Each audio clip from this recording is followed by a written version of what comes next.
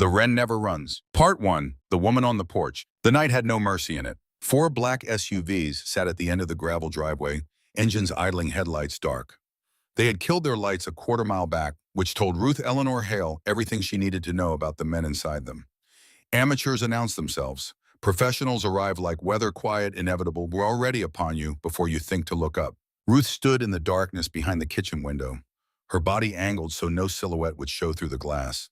Her right hand held the Glock at her side barrel, pointing at the floor, the grip worn smooth in the exact places where her fingers had always found it. The weight of it was familiar in a way that had nothing to do with comfort, more like the weight of a name you tried to forget and never quite could. Outside, a car door opened, then another. Boots on gravel. The sound carried clean through the Montana cold. She counted the sounds the way she had been trained to count them 40 years ago, in a life that officially no longer existed. 8 men. Maybe more in the last 2 vehicles. She looked at the photograph on the mantel, visible even from here in the near dark. Jack Hale, strong-jawed and gray-eyed, smiling that crooked smile of his, in front of a mountain range she couldn't name anymore. He had been gone 8 years. Some mornings it felt like 8 days. Some mornings it felt like another lifetime entirely, which she supposed it was. She exhaled slowly, measured the way he had taught her to breathe before a decision.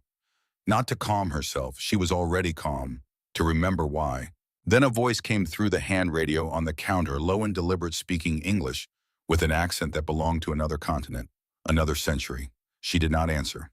Not yet. On the mantel, Jack Hale kept smiling. The screen went to black. White letters appeared plain and unhurried. 36 hours earlier, the morning came in gently over the Bitterroot Mountains, the way October mornings do in Montana, slow and amber, and shot through with a cold that means business. The sun climbed the eastern ridgeline and spilled across 50 acres of land that Ruth Eleanor Hale had purchased with cash in the autumn of 2009 from a man who did not ask questions and was paid well enough not to start. She was on the front porch at first light, as she was, every morning, a ceramic mug of coffee held in both hands. French roast. Black. No sugar. Jack had teased her about it for 18 years. He'd called it motor oil and meant it as the highest possible compliment. She stood at the porch railing and looked out over the property the same way she looked at everything.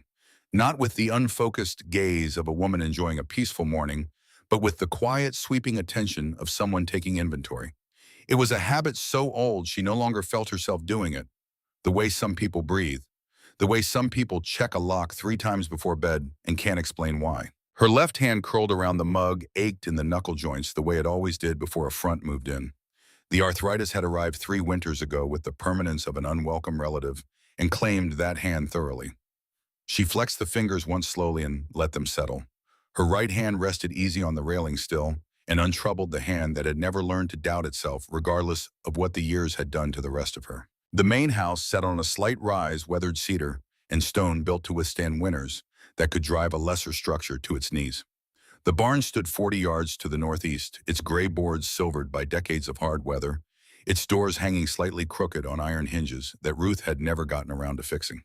She had gotten around to a great many things on this property. The hinges she left deliberately. Something about a barn that looked perfectly maintained made people curious. Something about a barn that looked forgotten made them walk past. The chicken coop was quiet this early, the 6 Rhode Island Reds still tucked in against the cold. Ruth had named them all after women she had known in other lives, women who had been sharp and stubborn and extraordinarily difficult to kill. She found this appropriate. Her eyes moved across the driveway, the gate, the long gravel road that ran a mile to the County 2 lane, and stopped there because the road led nowhere except to her. That had been the point. 3 things had mattered when she bought this place: isolation, defensible terrain, and sight lines clear enough to see trouble coming from a long way off. 50 acres in the Bitterroot Valley gave her all 3. She had never once regretted the price. She took a long sip of coffee. Her gaze drifted right without her head turning a small, careful motion, checking the southeast tree line the way she checked it every morning. Nothing, just pine and shadow, and the particular silence that belonged to places far enough from a highway that you forget highways exist. She set the mug on the railing and reached into the pocket of her flannel shirt, drawing out a small photograph worn soft at the edges from handling. Jack Hale looked back at her, taken sometime in the late 90s, before the contractor, years before the diagnosis, before any of the things that had come after. He was laughing at something off camera. She had never known what. She had asked him once, and he'd said he couldn't remember which. She had always suspected was a lie told out of pure tenderness. She looked at the photograph for exactly as long as she permitted herself each morning, Then she put it away. "Not today, Jack," she said. The words were quiet enough that the wind took them before they reached the porch steps. "Not yet." She went inside and refilled the mug. The interior of the house was spare in the way of places where people live alone and have no one to arrange things for. A worn leather couch, a kitchen table with 3 chairs where there had once been 4. Bookshelves along the east wall stacked with volumes on gardening and local history, and one shelf of medical references that her neighbors on the rare occasions they visited assumed were left over from her time as a school nurse in Billings. She had been many things in her life. A school nurse in Billings had not been one of them. But the records said otherwise, and records in Ruth's long experience were the only version of a person that most people ever bothered to read. On the mantel above the fireplace, one photograph of Jack. A small wooden cross he had carved the winter before he died. A clay pot her neighbor's granddaughter had made in a school art class and brought over as a gift, painted badly and treasured accordingly. Nothing that said this woman spent 11 years running intelligence operations across Eastern Europe. Nothing that said she once dismantled an entire KGB trafficking network across 3 countries in the span of 22 days. Nothing that said her name appears in a sealed file in a classified memorial section of Arlington National Cemetery, because as far as any official government record is concerned, Ruth Eleanor Hale does not exist. The woman who did exist had died in a warehouse fire in Prague in November of 1989, or so the paperwork claimed. Ruth washed her coffee mug, set it in the rack to dry, and went out to tend the lavender beds before the day got properly started. Early October meant the last of it needed harvesting before the first hard frost came down from the mountains and made the decision for her. She moved through the garden with the unhurried purpose of a woman who has learned that most things worth doing require patience, and that patience, properly understood, is not passive at all. She did not hear the motorcycles until they were already turning off the county road. The sound reached her before she could name it, a low rumble that the wind bent and carried in fragments, wrong somehow, too rough, too irregular, missing the steady rhythm that engines make when everything is working as intended. She straightened from the lavender bed, her knees registering their opinion of the motion, and turned toward the driveway. 3 Harley-Davidson touring bikes appeared at the gate. Or rather, they tried to. The first one made it 40 yards before it went down hard, the front wheel washing out on loose gravel, and the whole machine going sideways with a sound like a car crash happening in slow motion. The rider went with it skidding across the pale stones, leaving a dark smear that Ruth identified before she was consciously aware she had looked at it. The second bike laid down trying to avoid the first and cartwheeled into the drainage ditch at the edge of the drive, its rider thrown clear and landing badly.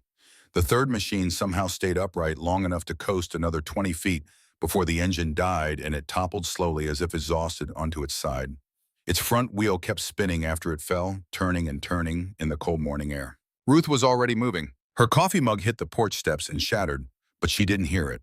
Her body had shifted into a mode that her muscles remembered perfectly, that her conscious mind hadn't accessed in years, but had never forgotten how to find. Assessment, priority, action, the old rhythm, the one that lived below thought, below feeling, in a place that no amount of retirement could reach. She reached the first man in long strides, her boots crunching gravel, her right hand doing the thing it always did in moments of threat, reaching for her hip, closing on empty air. The Glock was in the house, had been in the house for 8 years. Her hand noted the absence and moved on. The man nearest the house was the largest. 6'3", she estimated, built like a loading dock and built with the same economy of purpose, nothing decorative, all of it structural. His hair was dark and shot through with gray, and his beard had been neat recently, but someone had rearranged the geography of his face with considerable force, and the blood from a deep gash across his scalp had matted the whole left side of his head into something that looked worse than it was. The leather vest he wore had patches, she noted without reading yet. She was already crouching, already pressing 2 fingers to his carotid artery, already counting. Pulse present, thready but present, breathing shallow but regular. Skull fracture possible. Concussion certain. 3 broken ribs on the left side, she could tell from the way the chest moved and the slight paradoxical motion where the structure had given way. Road rash across both forearms, the kind that came from sliding across asphalt at speed and being unable to stop yourself. He would live if she could stop the head bleeding, if she could prevent shock, if she could keep him from aspirating if he vomited. 3 large ifs, but workable. She had worked with less. The patch above his heart said Cade. Below it, in Gothic letters, curved around a snarling Wolf Road captain. She moved. The second man was younger than Cade by at least 15 years, perhaps 38, with forearms built from heavy work and a face that had been square-jawed and probably handsome before someone had used it for practice. His left arm was the problem. It bent at an angle that made Ruth's jaw tighten, the bone pressing against skin that had not quite broken through a compound fracture that would need surgery but not this minute. This minute, what she needed was his pulse, which was weak, and his breathing, which was labored. She pressed her ear close, wet, a sound in the left lung like distant water. Broken ribs, at least two, and the lung was kissing the edge of compromise. She needed to move him, but not yet. His vest said Holt beneath that axle. The third man was barely a man at all. 25 at the outside, possibly younger, blonde hair, stuck dark with blood, skin the color of old ash. Someone had worked him over with something heavier than fists, a length of pipe maybe, or a crowbar, the kind of methodical beating that took time and intention and a particular absence of mercy. His breathing came in shallow gasps that caught and rattled in his chest. When Ruth peeled back his right eyelid, the pupil was normal. The left was blown wide, fixed and dilated. She sat back on her heels and let herself, for 2 full seconds, simply look at what was in front of her. 3 men, Iron Wolves Motorcycle Club by the patches. 3 men beaten with professional thoroughness and left in her driveway like something discarded. Their motorcycles destroyed, not crashed. She could see that now, looking more carefully. The fuel tanks on the first 2 bikes had been punctured from the outside. Electrical systems torn apart. Engines cracked. This had happened before the ride, not during it. These men had been put on their bikes in this condition, aimed at her driveway, and sent. The youngest one's vest said smoke. The smaller patch below read prospect. Ruth stood. She turned in a slow, complete circle, her eyes moving across the tree line, the road, the ridge to the east where the morning sun still sat low. Then she walked to the nearest fallen bike, crouched, and looked underneath the seat. The GPS tracker was the size of a deck of cards. Military-grade housing, matte black, a small indicator, light blinking green once every 4 seconds. Still active, still transmitting. She had not looked for it because she had any particular reason to look. She had looked for it because it was what you did when 3 bleeding men appeared at a gate that led nowhere except to your door, and the mathematics of the situation refused to produce the answer called coincidence. She held the tracker in her palm for a long moment, a cold and simple thing doing its patient work, telling someone somewhere that its journey was complete. She put it in the pocket of her flannel shirt next to the photograph of Jack. Then she went to work. It took her 38 minutes to move all 3 men into the house. 38 minutes of pure physical labor that her body conducted a running argument with throughout her shoulders, burning her lower back, sending urgent messages that she acknowledged and set aside. Cade Harlow. She moved on an old wheelbarrow from the barn, his weight requiring every bit of leverage she had learned about moving objects larger than yourself in spaces smaller than ideal. Holt Devereaux she dragged on a canvas tarp slowly in stages, stopping to check his breathing every time she had to adjust her grip. Wes Callum, she carried the last 20 yards herself, and she did not let herself think too hard about how light he was. She arranged Cade on the leather couch with a pillow under his head and a rolled blanket supporting the left side of his chest. Holt went on the air mattress she kept in the attic, positioned on his right side so the compromised lung had room to work.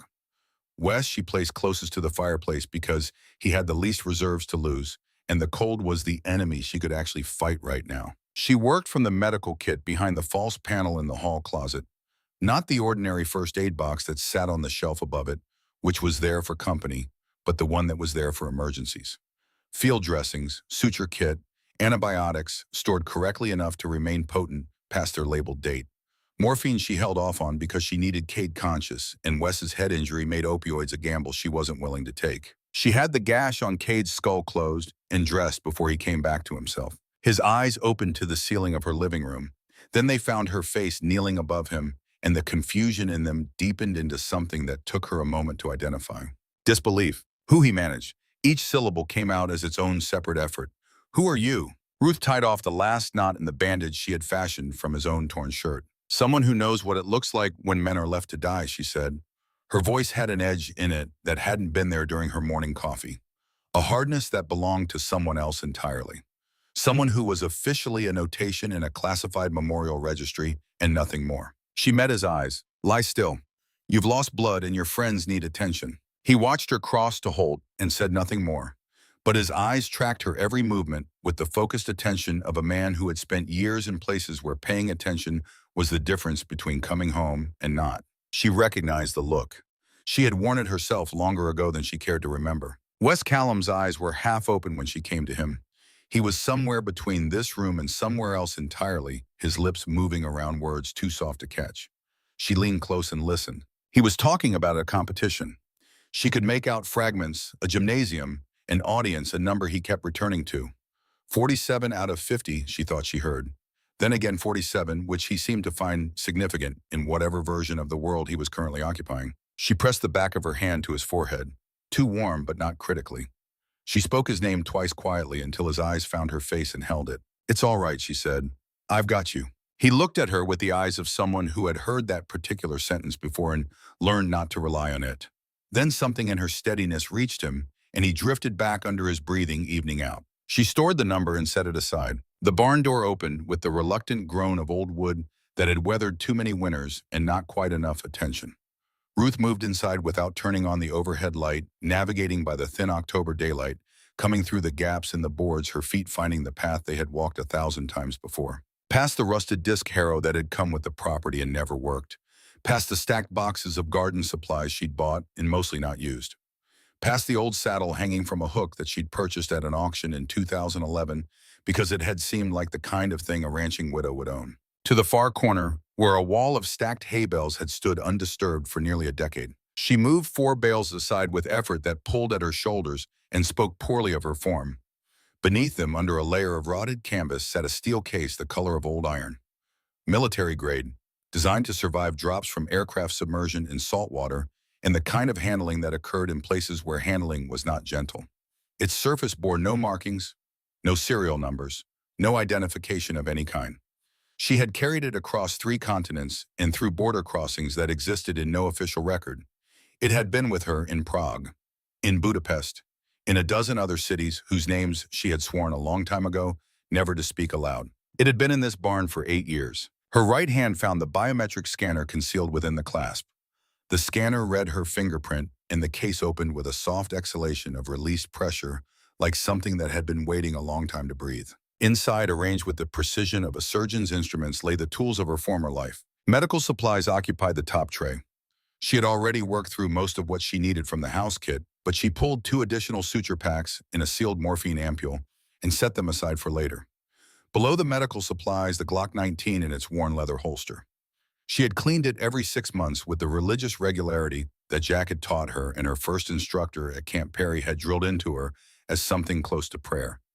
A weapon is only useful if it works when you need it. She checked the action now. Smooth. True. Below the Glock, 3 passports, each bearing her photograph, each belonging to a woman who existed only on laminated paper. She had not looked at them in 8 years. She looked at them now with the dispassionate assessment of someone reviewing their options and finding the options unchanged. Beside the passports, a satellite phone. She carried it into the daylight and pressed the power button and waited. She was back in the house when Cade's eyes found her again. Sharper this time, the confusion burned off by something closer to calculation. He had been watching her move through the house with a familiarity that did not belong to a retired school nurse from Billings. His military background was doing what military backgrounds did: pattern recognition, threat assessment, the building of a picture from details that individually meant nothing and collectively meant everything. Before he could speak, she heard the vehicles, so prefers, coming down the county road, slow but purposeful. She was at the window before the sound resolved into identifiable shapes, her body angling automatically to keep her silhouette clear of the glass. 4 of them turning into her driveway. She looked at Cade. He was trying to sit up. "Stay," she said. Her voice was quiet, but it had a quality that made people stay. "Don't make a sound, either of you." She moved to the kitchen. Behind a false panel in the pantry, between a row of mason jars filled with raspberry preserves in the wall, she found the second Glock, the one she kept accessible, the one she didn't have to go to the barn for. She checked it, chambered around with a motion so practiced it had no wasted element, and tucked it into the deep pocket of her house dress, where the loose fabric concealed it completely. She fixed her hair with both hands. She smoothed her expression into something that had taken years to perfect, the right amount of confusion, the right amount of harmless, the right quality of elderly isolation that made men underestimate, dismiss, and move on. She had worn this face in Prague, in Warsaw, in a city that no longer existed under the same name. It had saved her life more times than she could precisely count. She shuffled to the front door and opened it. 4 men on the porch. The one in front was the largest, which made sense. Large men lead in hierarchies built on intimidation, and the look of this particular hierarchy was written in the Serpent's MC patch on his leather vest. He was perhaps 40 with the kind of physical bulk that came from purpose rather than vanity, and a face that had learned to keep itself still. His name patch read Viper. Below it in smaller letters ran Cully. The three behind him were different in a way that the practiced eye understood immediately. No identifying patches, no colors.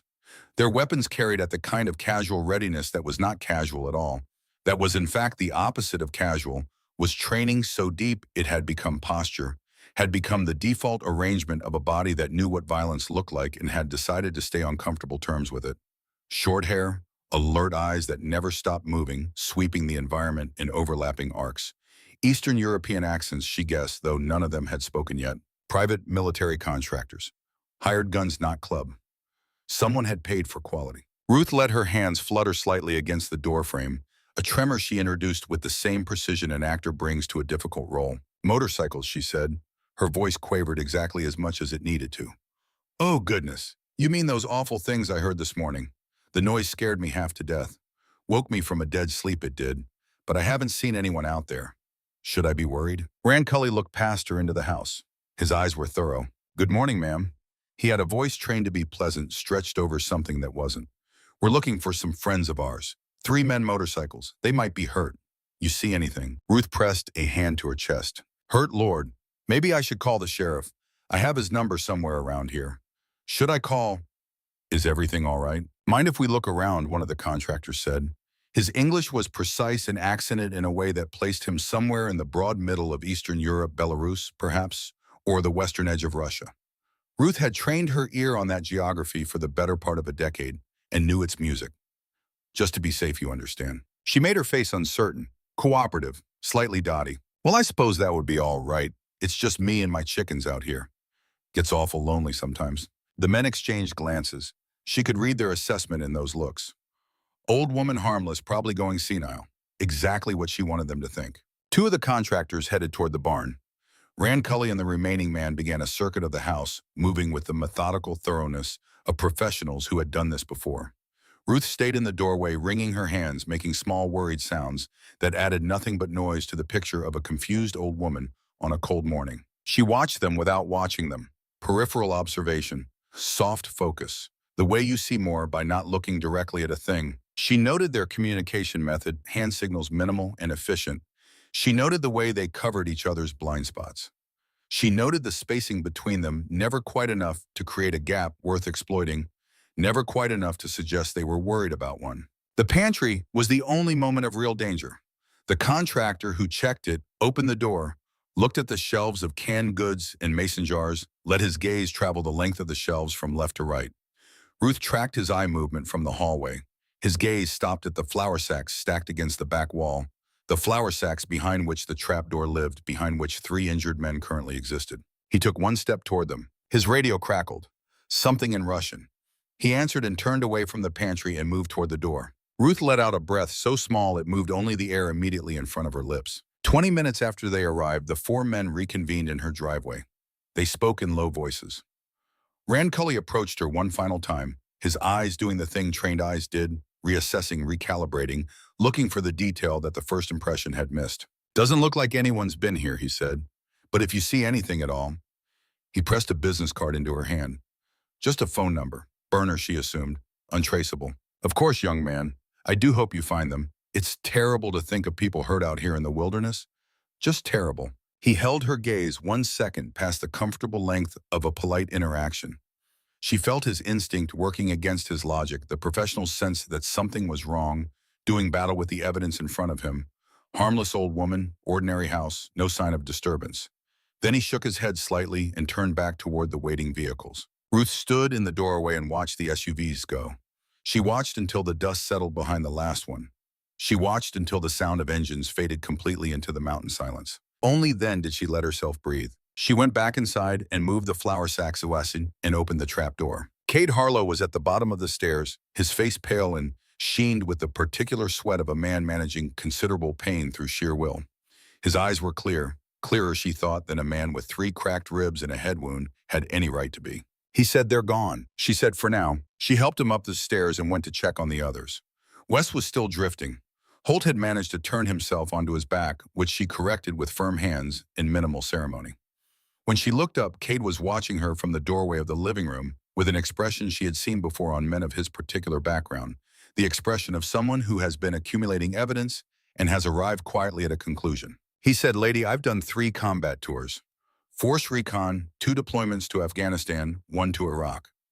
I know what trained looks like. I know what it looks like when someone moves through a space like they've counted every exit.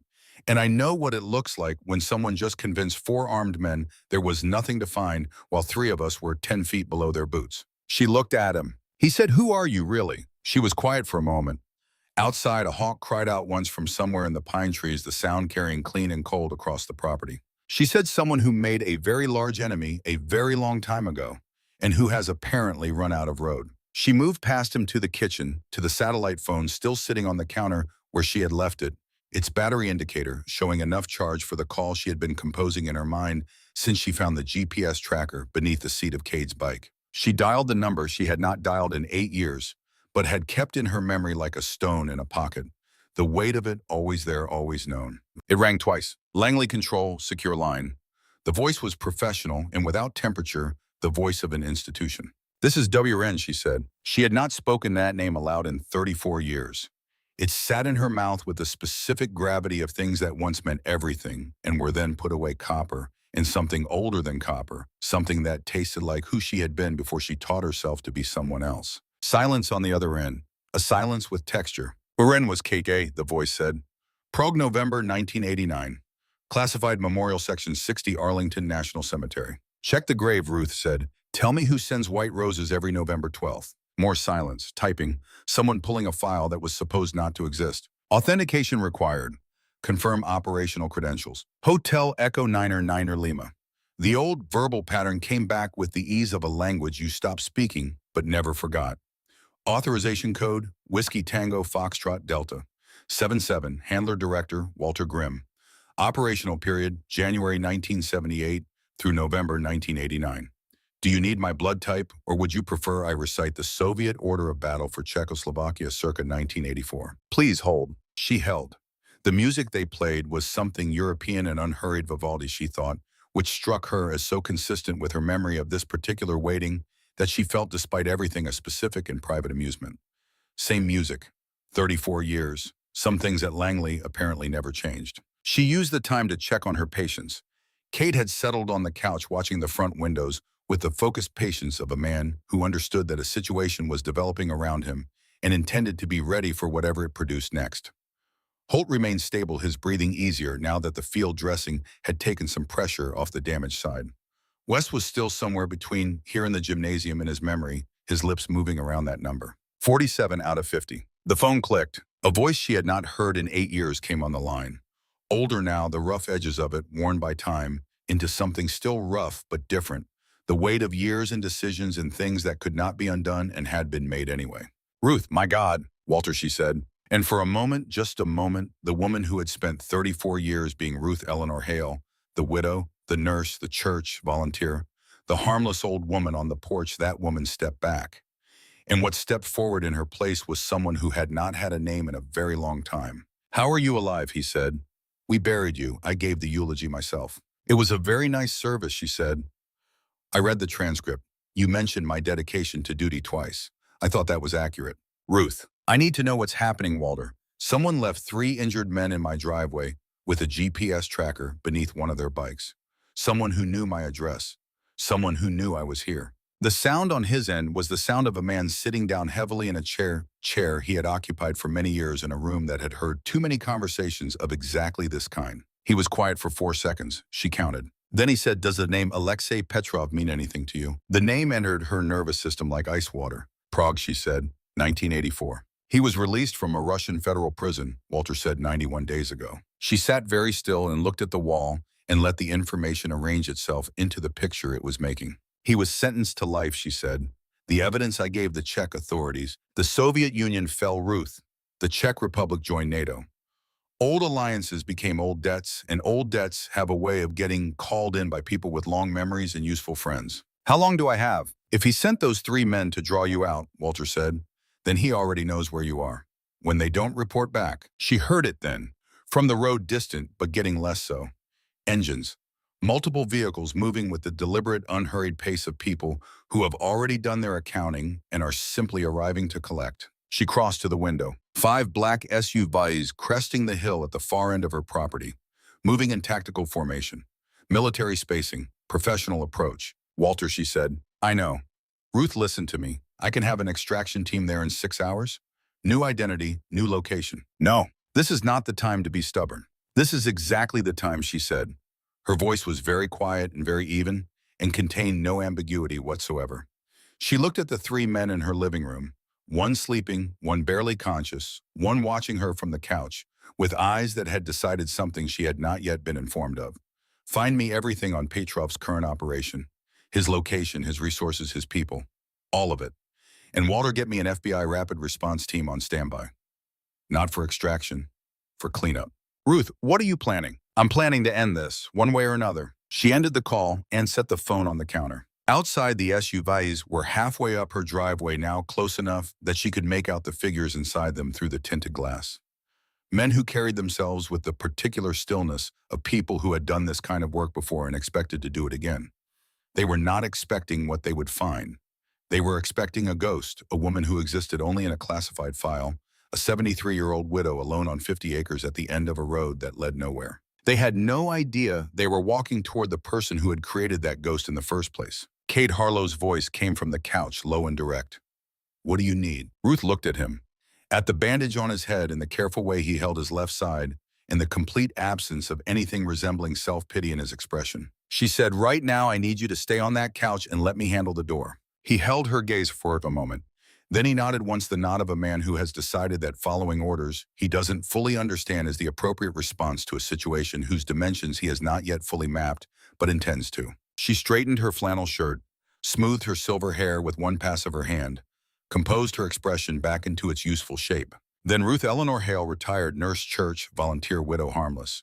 Nobody to worry about, walked to the front door and opened it to the men who had come to find her. She had been hiding for 34 years. She was done hiding. The second set of vehicles brought different men. Ruth could see it in the first 30 seconds, standing in the doorway of her house with her hands folded in front of her and the Glock pressed against her right hip through the pocket of her house dress.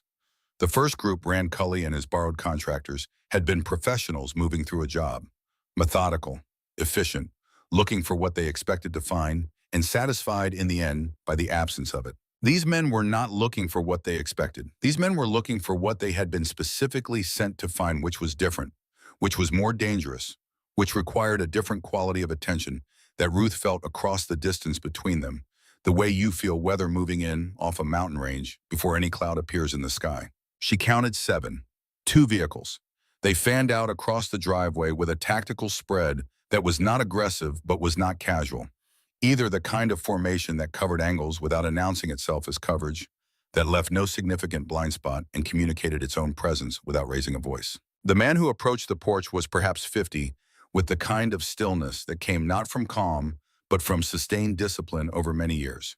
He introduced himself as a federal investigator looking into a series of motorcycle thefts in the county and asked very politely whether she had noticed anything unusual in the past 24 hours. Ruth had been lying to federal agencies since before this man was born. She gave him 17 minutes of her most detailed account of the motorcycle sounds from the previous night, the darkness, her poor hearing, her worry about the coyotes that had been troubling her chickens. She offered coffee. She asked after his family in a general and touching way. She mentioned that her late husband had spoken well of law enforcement his entire life. The investigator thanked her and withdrew. She stood in the doorway and watched the second set of vehicles leave the same way she had watched the first set leave, with complete stillness and absolute attention until the sound of them was gone, and the only engines she could hear were the wind in the pines and the particular creaking that her barn made in a northwest breeze. Then she opened the trap door and went to check on her patients. Cade was sitting up by the time she got down the stairs. He had found the single battery lantern she kept on the cellar shelf and turned it on, and in its pale yellow light, he looked like what he was, which was a large man in considerable pain, who had decided that the pain was a secondary concern and could wait. His eyes were tracking in the way they should equally, together without the slow drift that indicated pressure on the brain, and the bandage on his head had held without soaking through. She noted all of this in the time it took to cross the room, the way a doctor takes a patient's measure before the conversation starts. He said, "They're gone." "Both groups," she said. "For now." She checked Holt's arm, which was the most immediate physical problem remaining. The brake had not shifted during the move to the cellar, which was the best news of the last hour. He was conscious but operating somewhere below full capacity, answering her questions with single words, in the focused economy of a man spending his available resources carefully. She asked him his name. He said Holt. She asked him what day it was. He said Tuesday, unless it's Wednesday. She said, "It's Tuesday. You're doing fine." He said, "My arm." She said, "Your arm needs surgery. I can keep it stable until we get you somewhere that can do the job properly. Can you manage the pain?" He looked at the arm, which was supported now by a rigid improvised splint she had constructed from 2 pieces of barn board and a length of cotton batting. He said, "I've managed worse." She believed him. Wes Callum was the one she stayed with longest. She sat on the floor of the cellar beside the air mattress and watched the rhythm of his breathing and pressed 2 fingers periodically to the pulse in his wrist and let herself be exactly as worried as the situation warranted, which was more worried than she showed. The blown pupil had equalized. That was the thing. Sometime in the past hour, the left pupil had returned to roughly the size of the right, which meant the pressure had not continued to build, which meant the injury, while serious, was not the specific kind of serious that could not be survived. She had seen enough head trauma in enough context to read the difference, and she read it now with a careful and provisional relief. He was mumbling again. She leaned down to catch it. He was talking about a competition. She could make out fragments. A gymnasium. An audience. A score. Something about a number 47 out of 50, she thought she heard, and then again 47, which he seemed to find significant. She stored the fragment and set it aside. Kate had been watching her work. When she sat back from Wes, he said, "You've done this before, not as a nurse, as something else." She looked at him in the lantern light. He had a quality she had encountered a handful of times in her career in men and occasionally in women, a quality she had no precise word for but had always thought of as clarity. The ability to look at a situation without the distortion of wishful thinking or comfortable assumption, to see what was there instead of what was easier to see. She said, "What makes you say that?" He said, "Because a school nurse from Billings doesn't know how to talk to people who've stopped reporting pain. That's something you teach yourself or something someone else teaches you, and neither way is normal." She studied him for a moment. She said his name was Alexei Petrov. In 1984, he was a KGB colonel attached to the Soviet embassy in Prague as a cultural liaison, which was a cover for an operation he had been running for 6 years through orphanages and social welfare institutions across the Soviet bloc. He was moving children, dozens of them, trafficking them to buyers in Western Europe who paid in hard currency and asked no questions because the answers would have been inconvenient. Kay did not move. He did not change his expression in any way that was visible. But something in the quality of his attention sharpened in a way that she felt rather than saw. She said, "The mission I was given was to terminate the operation and eliminate Petrov quietly. An accident or a robbery. Clean. The kind of thing that keeps its distance from diplomatic channels." She paused. She said, "When I got there were 52 children in shipping containers at a rail yard outside the city. The youngest was 3 years old." Cade was quiet for a long time. Outside the cellar, the Montana afternoon was doing its silent business, the wind moving through the grass, the barn shifting on its frame. He said, "What did you do?" She said, "I burned his entire operation to the ground. 3 weeks. Every subsidiary network, every record, every connection I could trace. And when I finally had Petrov cornered in his office above the Vltava River, I did not do what I had been ordered to do. I walked him to the Czech authorities with enough documented evidence to ensure he would never see freedom again. Bank records, photographs, testimony from survivors old enough to speak." She looked at her hands in the lantern light, the knuckled left one, the steady right one. She said he swore while they were dragging him away that he would find me, that he would spend whatever life he had left finding me. And when he did, he would make me watch everyone I loved die before he let me join them. Cade said, "And now he's out." She said 3 months ago, with friends in Moscow who apparently have long memories and useful resources. Cade looked at the ceiling of the cellar, which was the floorboards of her kitchen, which was 12 inches of wood and concrete between them, and the world that had found her at last after 40 years of looking. He said, "Those bikes were aimed at you." She said, "Yes." He said, "We were bait." She said, "Yes." And I took it. The moment I brought you inside, instead of calling an ambulance, I confirmed to whoever was watching that I am not simply a harmless old woman, that I have skills I should not have, knowledge I should not possess. I walked directly into the trap. He absorbed this without flinching. Then he said with the particular tone of a man who has arrived at a decision and is simply announcing its results, "We owe you our lives." That cuts in a specific direction where I come from. She said, "I know, but I want you to understand what you'd be staying for before you make that calculation." He said, "I understood what I'd be staying for 30 seconds into that conversation." "I'm not new." She looked at him. He looked back. The lantern made shadows of them both against the cellar wall. She said, "Help me get your friends upstairs." The sun was 3 hours past its highest point when Stone arrived. Ruth heard the motorcycles first from her position at the north window and felt the specific calibration of someone who has been waiting for threat. Recalibrate quickly and slightly, because these bikes sounded different from the ones that had brought the morning's trouble. They came in steady and deliberate, 7 of them in a formation that was not loose enough to be casual and not tight enough to be aggressive. The formation of men who had learned to move together in places where moving together was the difference between coming back and not. She watched them come up the driveway from the window hand near, but not on the Glock, and let herself make the assessment before she moved to the door. The lead rider was perhaps 55, iron gray at the temples, shoulders that belonged on a different century. He moved the way men moved who had spent years in environments where economy of motion was not aesthetics, but survival. The vest he wore said Iron Wolves across the back. The patch above his heart said Stone. Beneath it, barely legible from this distance, President. Below that, smaller, a patch she had to wait until he was closer to read. USN SEAL Team 6. She opened the door. Stone's name was the only name he offered, and it was clearly the only name he used. And this was fine with Ruth, because she understood the function of names that had been chosen rather than given. He walked through her house with the assessing gaze of a man who had cleared more rooms than he cared to count, and looked at the 3 Iron Wolves installed in her living room with an expression that contained in rapid succession relief, rage, and a sorrow so briefly visible that most people would have missed it entirely. Ruth did not miss it. He stood over Wes Callum for a long time without speaking.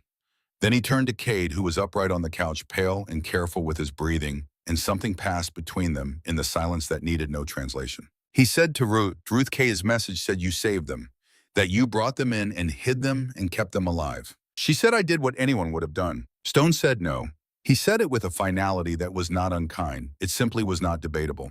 He said, where I come from, that means something. She said, then let me tell you what it means you'd be walking into. She told him everything the same way she had told Cade, and he listened the way men with his background listened, with complete stillness and the quality of attention that recorded not just the words, but the architecture beneath them, the weight of things, the distance between what was said and what was meant. When she finished, he was quiet for a moment. Then he said, how many when they come? She said, my former handler estimates at least 15, possibly more. Professional military training, former Spetsnaz most likely, or contractors with equivalent background. Stone nodded slowly. He said, I did 6 years with SEAL Team 6 before the knees went. The boys with me have done various versions of the same general category of experience. We're not what we were at 25, but we're not nothing either. She said, I'm not asking you to stay. He said, I know you're not. He pulled out his phone and made 3 calls in 15 minutes, each one short and specific. Each one ending with the same phrase spoken in the same tone, we ride at sundown. By late afternoon, the Iron Wolves' full available complement was on the property. Ruth watched them come and felt something she had not felt in a very long time. Not safety exactly. Safety was a condition she had learned decades ago to regard as temporary and aspirational, rather than actual. What she felt was closer to the sense of no longer being the only person in the room who knew what kind of room it was. Diane Forsyth called at 4:17 in the afternoon. Ruth took the call on the porch away from the activity in the barn where Cade and Stone were laying out a hand-drawn map of the property on an old workbench and arguing in low voices about sight lines. She sat in the chair Jack had built the second summer they were here, the one with the uneven legs that she had never gotten repaired, because his hands had made it uneven on purpose to compensate for the uneven boards of the porch floor, which it did perfectly. She said, tell me. Diane Forsyth had been her analyst for the Prague operation, the person on the other end of the encrypted cable when Ruth needed information and needed it quickly, the person who had once spent 48 consecutive hours awake pulling satellite imagery of a rail yard in Czechoslovakia because Ruth had asked her to, and she understood what was inside the containers. They had lost touch gradually, the way people lost touch in that life, when the life became a different life, through dead drops and encrypted messages that eventually thinned and then stopped. Ruth had not spoken to her in 11 years. The voice on the phone was older, but the precision was intact. The analyst's habit of presenting information in the exact order that made it most comprehensible. Diane said Petrov was released from the federal penitentiary in Novosibirsk 92 days ago. Full pardon issued by presidential authority. The public record shows a humanitarian review on health grounds. The actual record, which I have been spending the last 4 hours reconstructing through contacts I had hoped never to use again, is somewhat different. She paused. She said he was released because someone at the FSB wanted him released. Specifically, someone who has been building a network of deniable assets for operations that the Kremlin cannot be formally associated with. Petrov spent 35 years in federal custody, building relationships, accumulating favors, maintaining connections across organized crime networks in 7 countries. That makes him extraordinarily valuable to certain people. And the price of his release was a specific piece of work. Ruth looked at the mountains. The sun was getting long. She said me. Diane said you, and more than that. Ruth, there is a secondary element you need to know about. I've been pulling on threads, and one of them leads somewhere I was not expecting. Ruth waited. Diane said someone provided Petrov with your location, your current identity, and the full operational history connecting Elena Harrow to Ruth Eleanor Hale. This information was not reconstructed from old records. It was not dug up from archived files. It was provided deliberately within the past 6 months by someone with current access to classified CIA operational archives. Ruth said nothing. Diane said, Ruth, there is someone inside Langley who sold you to Petrov. The mountains looked back at her from the distance, indifferent and enormous and perfectly calm. She said, how certain are you? Diane said, the financial trail is thin, but it's there. Payment routed through 3 intermediate accounts originating from a shell company. I can connect to Petrov's network within 2 degrees. The origin point within the agency is not yet fully identified, but it is someone with clearance level above standard archival access, someone who knew where to look and what it was worth. Ruth sat with this. She had spent 34 years being careful. She had spent 34 years being no one, living small, leaving no trail that led back to what she had been. She had buried herself in this valley and planted lavender and raised chickens with the names of stubborn women, and told herself the past was a country she no longer held a passport for. And someone inside the building she had served for 11 years had reached into their files and handed her to the man who had promised to make her watch everyone she loved die. She said, can you find out who? Diane said, I'm working on it. Walter is working on it from his end. We need time. She said, how much time? Diane said, I don't know. Ruth looked at the driveway, at the gravel that still bore faint marks from 3 motorcycles that had come to rest there at a different hour of this same long day. She said, do your best. She ended the call and sat in Jack's uneven chair for a long moment, looking at nothing in particular and thinking about the specific nature of betrayal which she had known in various forms over the years, and which never became easier to absorb, not because of the surprise of it, but because of what it required you to revise about your understanding of the world. Then she stood up and went to tell Kate and Stone. The barn in the late afternoon held the particular quality of light that old structures accumulate over decades of the same hours, a warmth in the boards, a gold in the dust motes. 6 iron wolves were spread across the space with the casual purposefulness of men who knew how to fill a room without crowding it, checking weapons, loading magazines, talking in voices low enough that the sounds stayed in the space between them. Ruth spread her own hand-drawn map beside Cade's on the workbench. Hers was more detailed. She had been drawing it in her head for 15 years. Stone looked at the 2 maps for a moment and then looked at her with an expression that was not quite a smile, but occupied the same territory. He said, you've been planning this. She said, I've been planning for the possibility of this. There's a difference. Planning implies intention. What I had was preparation. I hope never to use it. Cade said, what are we working with? She walked them through it methodically. The terrain which she knew better than anyone. The tree line to the north and east, which offered cover for an approaching force but also created natural choke points that could be used in both directions. The drainage ditch along the west edge of the property, which would funnel movement into a narrow corridor. The ridge to the south, which offered elevation and a clear view of the main approach, but required 20 minutes of walking to reach in the dark. She said they'll come at night, likely between 2 and 4 in the morning, when the body's rhythms are at their lowest. They'll approach from multiple directions to divide attention, and they'll come with confidence because they have numbers and training, and they're hunting what they believe is a 73-year-old woman with no backup. She looked around the barn. She said that confidence is our most significant advantage. Stone studied the map. He said, we don't have the numbers to defend the full perimeter. She said, we don't need to. We need to make them come where we want them. There are 3 natural approach corridors that a professional tactical commander would choose. We seal 2 of them with obstacles and noisemakers and put our eyes on all 3.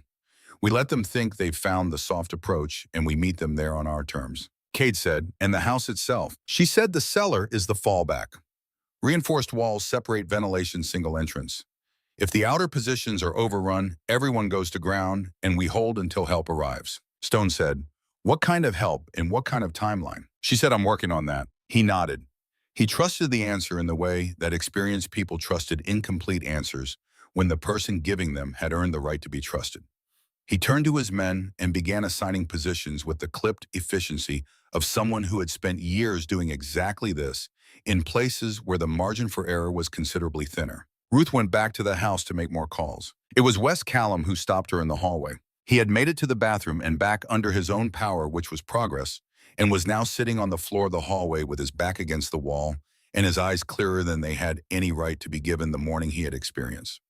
He was 25 years old, and he looked it in the way that people of that age occasionally look, as though the world has been recently and somewhat violently explained to them. He said, can I ask you something? She sat down across from him, her back against the opposite wall, her knees unhappy about the angle but willing to participate. He said, why didn't you just call an ambulance when you found us? She said, because whoever left you in my driveway was watching to see what I would do.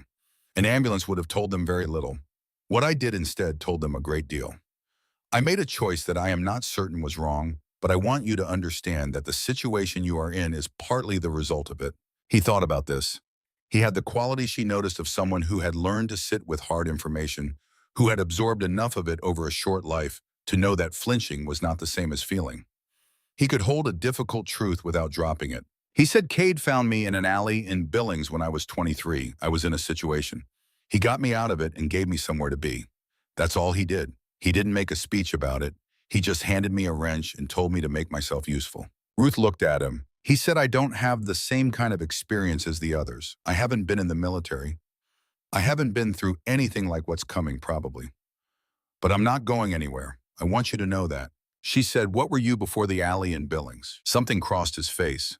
Not exactly reluctance. More like the expression of someone locating a room they hadn't entered in a long time and finding it mostly as they left it. He said nothing much. Traveled around, worked where I could. She said before that, he was quiet for a moment. Then he said, I grew up in Wyoming. Sheridan.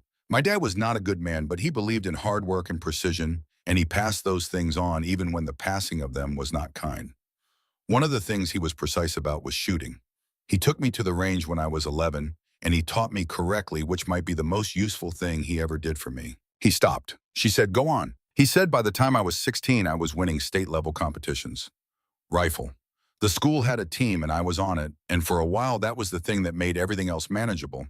Then I left when I was 17 because leaving was necessary, and I left that behind with everything else. She looked at him carefully. She said, how long since you've fired a rifle? He said 9 years. She said, the body doesn't forget precision.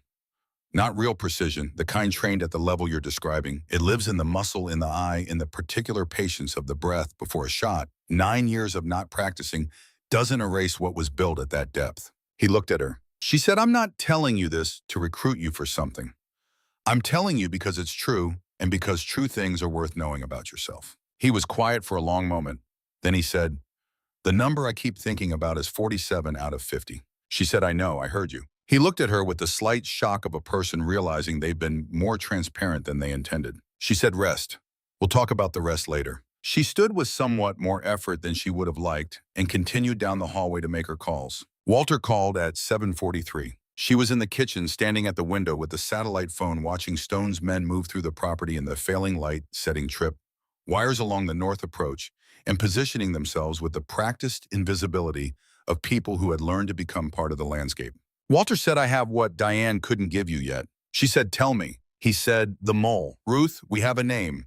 I've been cross-referencing access logs with Diane's financial thread, and there is one name that appears in both places with a frequency and a pattern that is not coincidental. Deputy Director of Historical Operations Archive. The woman has been with the agency since 1989. She was recruited the same year you went undercover. She was passed over for 3 promotions in the late 90s and again in 2002. She blamed a specific operation that cost the agency 4 assets in Ankara and for which no one was ever formally held responsible. She appears to have decided at some point in the past year that the debt was owed to her and she was going to collect it herself. Ruth thought about this. She thought about 1989. about the people she had known then, about a woman, a young sharp with the particular hunger of someone who had arrived somewhere excellent and intended to stay. She said, Margaret Avery. Walter said yes. She said I trained her. Her first year. She was 24 and extraordinarily talented, and I worked with her for 6 weeks before I went to Budapest. Walter said, I know. She said, she sold me to Petrov. Walter said yes. She closed her eyes for 1 second, one measured second, and then she opened them and looked at the property in the fading light. She said, can you hold her? Walter said, counterintelligence has had her in a room for the past 2 hours. She's not going anywhere. And Ruth, the second team in Washington, the one Petrov mentioned. Ruth said, he mentioned a list, 52 names. Walter said, I've been on the phone with the U.S. Marshal Service for the past 3 hours. Every name on that list has either been reached and secured or is in the process of being secured. All 52. Ruth felt something release in her chest, not all of the pressure, but some of it. She said, thank you, Walter. He said, don't thank me yet. Petrov still has men at the compound 60 miles north, and he has not moved. He's waiting. She said, I know what he's waiting for. He said, Ruth, let me send the extraction team. Even now, even at this hour, I can have. She said no. She said it the same way she had said it before with the same quiet finality. She said, what I need from you is FBI HRT, stage close enough to move when I call. He said, Malmstrom Air Force Base. I've had them on standby since this afternoon. She said, wheels up in 15 minutes when I call. He said, 15 minutes. She said, good. That's what I need. He was quiet for a moment. When he spoke again, his voice had lost the operational quality, had become something older and more personal, the voice of a man talking to someone he had known in the difficult years and considered in some way that did not have a clean category family. He said, you were one of the best I ever handled. I want you to know that. She said, you handled me very poorly, Walter.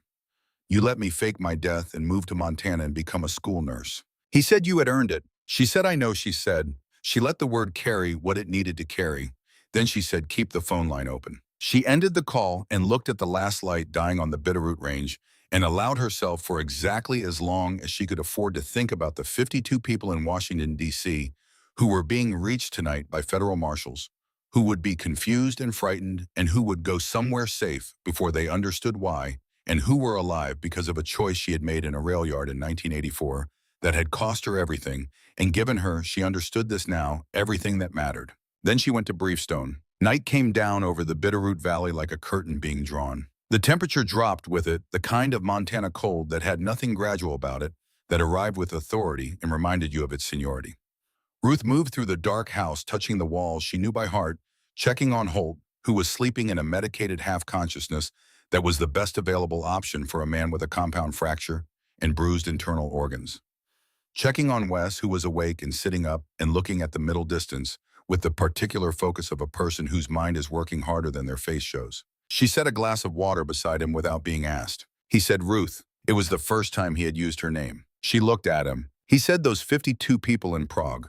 What happened to them? She said, I don't know the details of individual lives. I took them out of the containers and I got them to safe housing and I handed them to the agencies that were supposed to take care of them. And then I became Elena Harrow for a very short time. And then I died in a warehouse fire. And then I became someone else. I've thought about them. I think about them still. But I've never known what became of them. He said they became doctors, teachers, parents, grandparents probably by now. She said most likely. He said, that's not nothing. She said, no, it's not nothing. It's the opposite of nothing. He looked at his hands, the hands of a 25-year-old who had traveled various roads not of his choosing and arrived by a series of accidents, none of which he had planned in this particular house on this particular night. He said, I want to help with whatever's coming, whatever you need. She said, I know you do. He said the rifle Cade brought in from the truck, the scoped one. I saw it in the barn. She looked at him for a long moment. She said, get some sleep first. Whatever happens, you'll need your hands steady. He nodded. She left him there and went to take her position at the north window. At 11:17, Walter called again. His voice was different. It had the particular texture that good news put into experienced people. Not excitement, nothing so simple as that, but a quality of careful relief. The relief of someone who is deeply aware that the situation is not over, but who has moved from one category of terrible to a slightly less terrible category. He said, we have her. Avery, she's in custody. The financial connection is confirmed. Her access has been revoked. Her network within the agency, such as it was, is being rolled up as we speak. Ruth, the leak is sealed. Around her, she could feel the house react. Stone was near enough to have heard some of it. He relayed something to the man nearest him in a low voice. Somewhere in the living room, the quality of the silence changed. She heard Wes Callum say something she could not make out. She heard Cade answer him. She heard Holt barely from his mattress say something that ended in a word that sounded like finally. Ruth set the phone down on the counter. She looked at the coffee maker. She had not eaten since morning. She had not slept. She pulled 2 mugs from the cabinet and poured from the pot that one of the iron wolves she did not know which one had quietly made an hour ago without being asked. She was halfway through the first sip when the power went out. Not a flicker, not a surge, simply out, complete. The hum of the refrigerator stopped mid-note. The small green light on the coffee maker disappeared. The lamp on the counter went dark. The entire ranch was swallowed by a blackness that was absolute and deliberate and had nothing accidental about it. In the darkness, the hand radio on the counter crackled. A voice came through it, older than she expected, quieter, speaking English with the particular accent of a man who had learned the language not to lose himself in it, but to use it as a tool which gave the words a precision that native speakers sometimes let soften. He said, "Ren, I know you can hear me." She picked up the radio. She did not answer yet. He said, "I know you're listening. I know your former colleagues are very pleased with themselves tonight. The leak is sealed. The woman who sold you has been arrested. Your list of names in Washington is being protected. All of this is true. All of this is the situation as it stands. And none of it changes what happens next." She could hear very faintly through the walls the sound of men repositioning in the dark. Stone's men finding their prepared positions by touch and memory. She had made them walk the property twice by daylight for exactly this reason. She pressed the transmit button. She said, "Hello, Alexei. It's been a long time." A pause. Then 40 years. "I have thought about this conversation for 40 years. Every day. Every single day in that frozen place. Do you know what it is to have that much time to prepare what you want to say?" She said, "I know what it is to spend 40 years trying not to think about a conversation that might be coming." He said, "Then here we are. You can call your friends at Malmstrom. You can have helicopters here in 15 minutes, 20, whatever the number is. It won't matter. I'm not interested in those 15 minutes. I'm interested in what happens before them." Stone had appeared in the kitchen doorway, backlit by nothing a shape in the dark. He held up 4 fingers. She understood. 4 contacts confirmed on the north approach. She held up one hand palm flat. Hold. Into the radio she said, "Then come. If that's what you've come to do, then come." Into the dark kitchen she said, "All positions. Hold until I signal. Make every shot count. And remember what we're doing here." Stone said, "What are we doing here?" She said, "Buying time. That's all. Just buying time until help arrives." She heard him relay this to his men.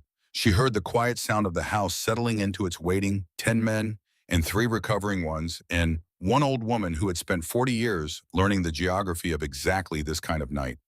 The cold pressed against the windows.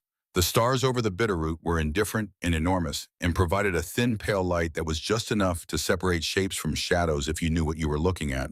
Through the wall, barely audible, she heard Wes Callum's voice. He said, "Cade." Cade said, "Yeah." Wes said, "The scoped rifle in the barn." A pause. Cade said, "What about it?" Wes said very quietly, "I want it."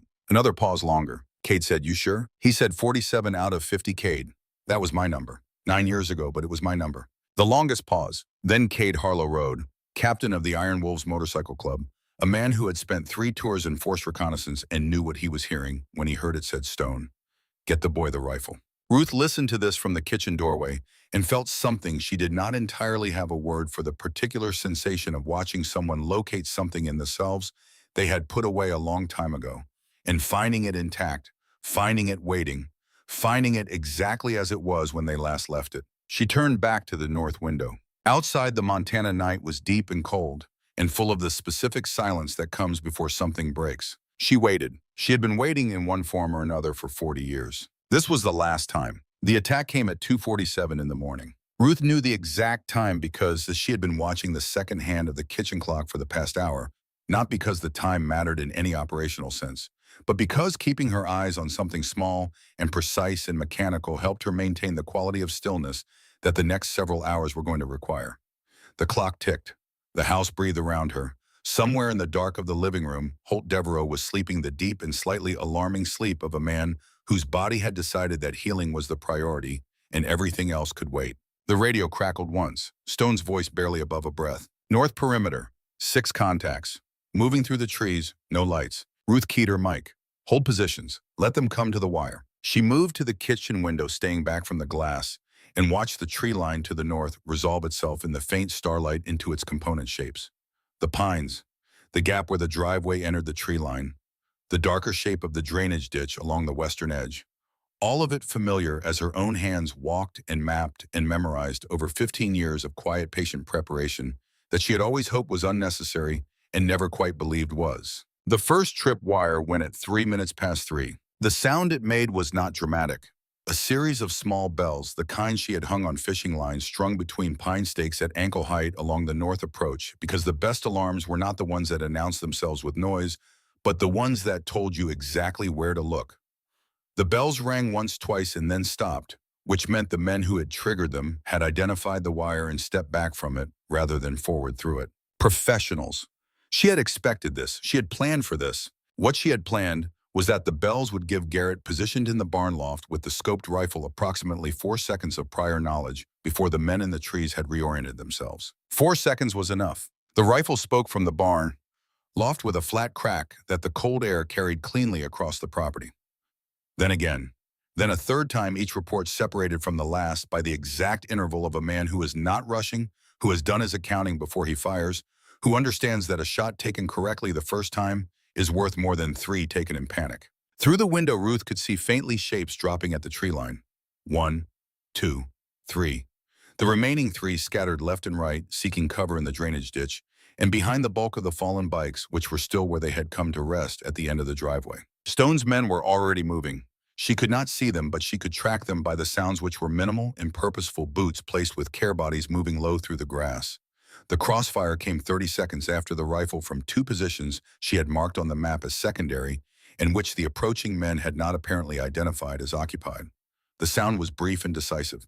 When it stopped, the north approach was silent. She keyed the radio. North perimeter. Report. Stone's voice, 6 down. No casualties on our side. Western approach is clear. Waiting on east. She said hold. She moved through this dark house to the east window. The second wave came from the eastern field at 3:15, and they had learned something from the first group, which was the mark of a competent command structure, that the initial contact was treated as information, and the information was acted upon. They came with smoke grenades deployed, first gray billowing shapes that obscured the ground between the field and the house and created the kind of visual confusion that translated into time, which was what they were buying with it. They used suppressive fire, short controlled bursts from 3 positions overlapping, designed not necessarily to hit anything, but to keep heads down while the main element moved. It was textbook, and it was effective, and Ruth had anticipated it, which was why she had told Stone 2 days ago, when they were laying out the defensive plan on the workbench in the barn, that the east approach needed the thermal optics from her case, not standard night vision. Wes Callum was at the east window of the upstairs bedroom. She heard his voice through the radio, steady, careful, with the particular unhurried quality of someone who is managing a large amount of internal information and presenting only the relevant fraction of it. He said east side, 9 contacts, moving in pairs, 200 yards in closing, lead pairs angled toward the barn. She said call them as they move. He said copy. What followed was 7 minutes. Afterward, in her memory, those 7 minutes would compress and expand in the way that minutes under pressure always did. Some moments stretched into something she could examine at length, and others collapsed into pure sensation without sequence. She was aware of Stone's men repositioning.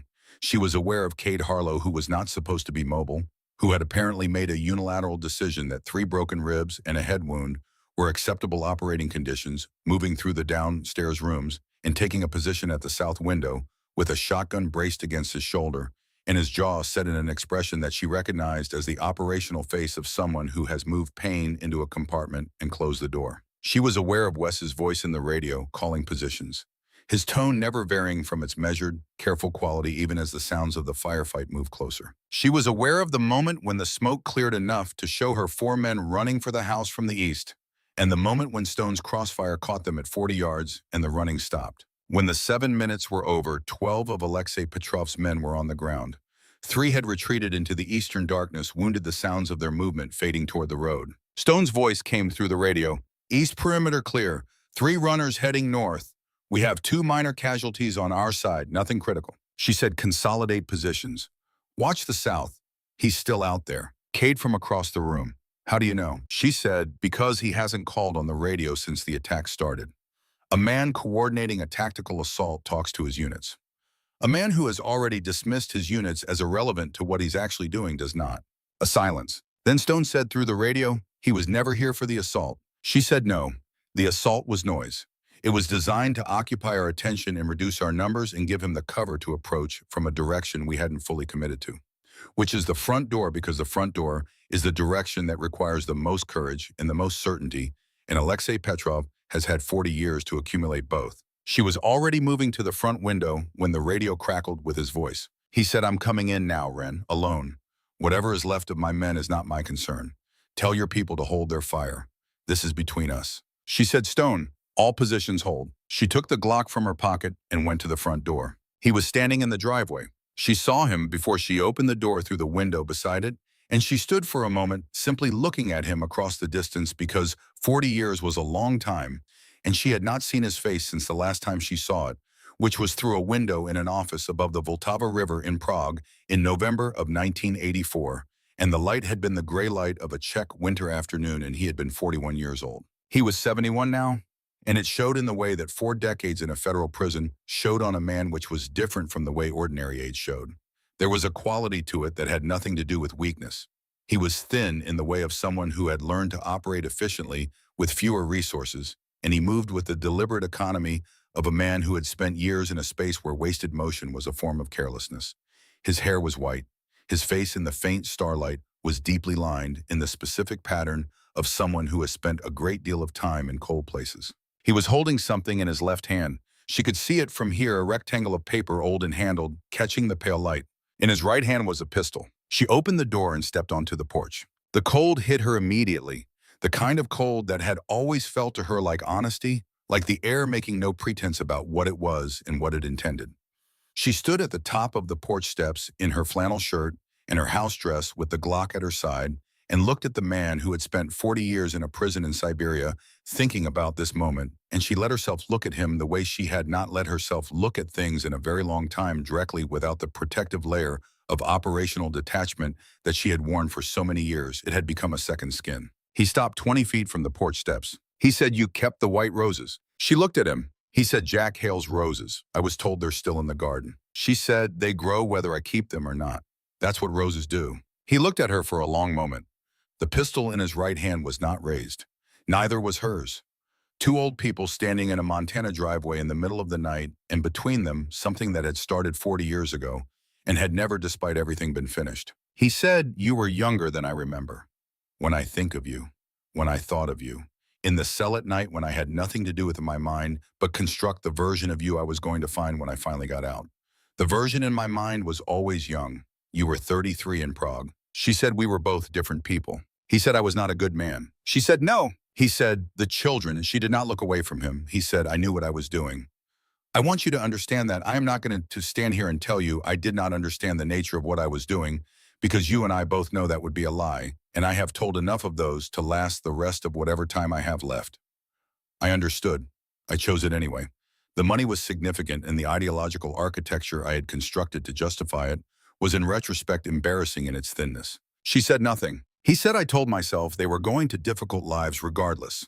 I told myself the buyers were not the worst possible outcome. I told myself many things that a man tells himself when he has decided to do something that he knows is wrong and wants the mental quiet to do it without interruption." He paused. "None of it was true. You were right to stop me. I want you to know that I have known for a very long time that you were right to stop me." She said, "Then why are you here?" He said, "Because knowing you were right does not make the years disappear. Because my daughter grew up without her father. Because Irina called for me when she was dying and I was in a cell 10,000 miles away and I could not answer." He stopped. His voice, when he continued, had the sound of something that had been stored in pressure for a long time and was now simply releasing. "All of that is true. And I know that the fault for it runs through me. I know that. And yet I came here. Because the grief had to go somewhere, Ren. After 40 years, it had to go somewhere." She looked at him, at the photograph in his left hand, at the pistol in his right. She said, "Show me." He held up the photograph. Even from 20 feet in the thin starlight, she recognized it. 52 children standing in front of the building she had not thought about in years and could not look at now, without feeling the weight of that November afternoon. The smell of the containers, the sound the smallest ones made when they first understood they were being carried out into the open air. She had taken that photograph herself with a camera borrowed from a Czech social worker because she had wanted a record of what they looked like when they were safe. She had not known what happened to the photograph after that. She had not known until this moment that it still existed. He said, I kept it. She looked at him. He said, someone sent it to me. In the cell. Third year. I don't know who. Never found out. I thought at the time it was a cruelty, which it probably was intended to be. But I kept it all 35 years. I looked at it every day. He paused. I don't know what that means about me. I have had considerable time to decide, and I have not arrived at a conclusion. She was quiet for a moment. The cold moved between them. She said, your daughter, Irina. Something crossed his face. It was brief and it was deep. He said she was a teacher, primary school outside Moscow. She had 2 children of her own. I was not permitted to meet them. When she became ill, they told me she recovered. They told me this for 3 years. She died while I was being told she had recovered. Ruth said, I'm sorry. He looked at her. She could see even in the pale light that the words surprised him, that he had not come here expecting them. He said, are you? She said, yes. Whatever you did, whatever I did, she was innocent of all of it, and you were her father.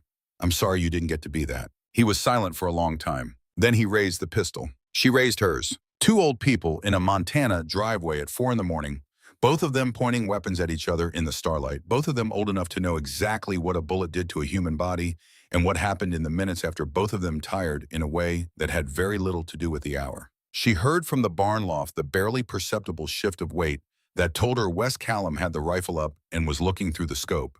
She heard Cade's breath through the cracked window behind her. She heard stones somewhere in the darkness to her left, absolutely still. She did not take her eyes off Petrov. She said, you're going to fire that weapon. He said, yes. She said, and then, he said, and then it will be over. She said, which part of it will be over, Alexei? He was quiet. She said, the 40 years, no. They'll still have happened. Irina will still be gone. The children from Prague will still carry what was done to them, and they will also still be alive, which they would not be, if I had not made the choice I made in that rail yard. None of that ends tonight, regardless of which one of us is still standing when the helicopters arrive. The facts are the facts. Killing me won't change them. Dying won't change them. He said, then what will? She said, nothing will change them. They happened. That's what the past is. It's the part that already happened, and no one gets to go back and edit it. And the sooner you stop trying to use the present to rearrange the past, the sooner you can do something with the time you have left. His hand was not steady. She could see it from here, the slight movement at the end of the barrel that was not tactical uncertainty, but something older and less controllable. She said, lower the weapon. He said, give me a reason. She said, because dying in my driveway is not the same as living long enough to account for what you did. Because there are people, survivors of what you ran in Prague, who are adults now, with families and careers and whole lives, and some of them have been trying for years to find the person responsible, to look at him in a courtroom and say what was done to them and have it acknowledged by something larger than private grief. You owe them that, not me. Them. The pistol trembled. She said, lower it, Alexei, please. She heard it then, the small, sharp sound from the barn loft, not the rifle. Something smaller, a repositioning, a breath released. The single shot came from above and to her left. It crossed the driveway in a fraction of a second and struck the pistol in Petrov's right hand at the frame, and the weapon spun out of his grip and clattered across the gravel and came to rest 6 feet from his feet. Petrov went down onto his knees, clutching his hand.